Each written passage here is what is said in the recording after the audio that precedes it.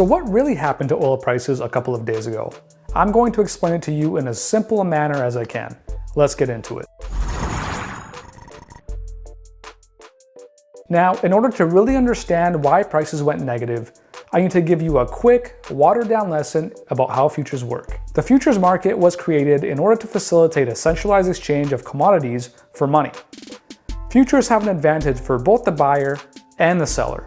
As a seller, I can lock in my sales price for the items I'm manufacturing without taking risk that the price might drop in the future and I'll get less for my product. For that peace of mind, I am giving up the possibility that my products might actually increase in price in the future where I would be able to make even more money. As a buyer, I can lock in the price that I'm paying for those items, giving me cost certainty. Similarly, I'm giving up the possibility that I might be able to buy the product in the future for cheaper, but I am protecting against a future price increase as well. So what is a futures contract?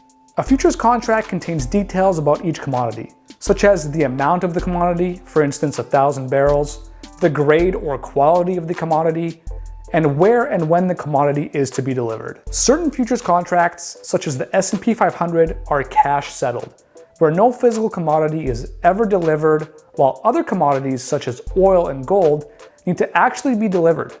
For West Texas Intermediate crude, that delivery location is Cushing, Oklahoma.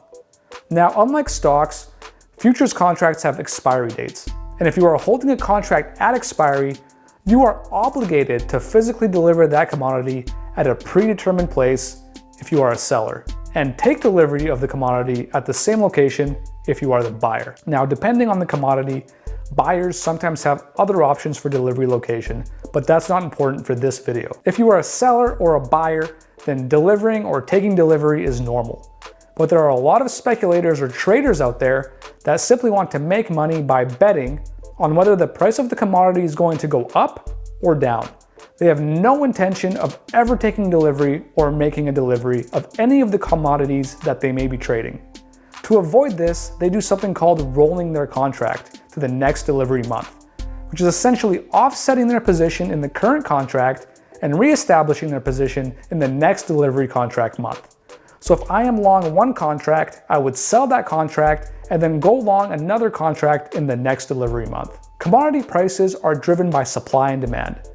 The current situation we are in is unique, as we have a two-headed monster combining to obliterate the price of oil. First of all, we have the oil war that Saudi Arabia and Russia have created, where they continue to pump oil and even increase their production in order to increase supply and drop the price. The goal is to bankrupt oil producers that have higher costs per barrel and can't survive at these low oil prices. Short term, this hurts everyone, but long term, it actually makes sense for the lower cost producers as they will have less competition coming out of it. Second is obviously the coronavirus pandemic. This has massively affected demand as basically nobody is going anywhere, hence not consuming oil. These two factors are a knockout punch for oil prices. Now that we know how futures contracts work and why demand has dropped, what exactly caused prices to go negative?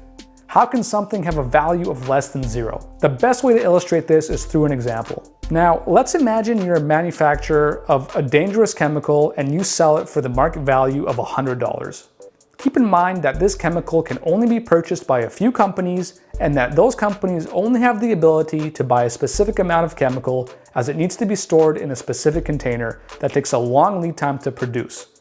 Now, you have a few competitors who are also selling that chemical for $100, and they decide to ramp up the production and flood the market. This naturally drops the price as there is more supply, and let's say the new market price is $50.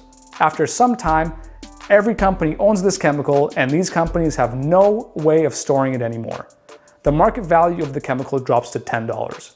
Now, normally some enterprising opportunist might buy as much of the chemical as possible at these cheap prices, wait it out, and make a killing once the value recovers.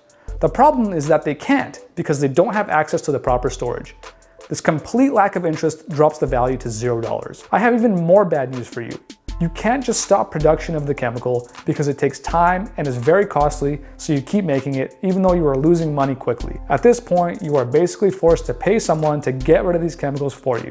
So you call up the chemical removal company and they charge you a $30 disposal fee. This chemical is essentially losing you money every time you produce it. Think of an old bed frame that nobody wants even for free.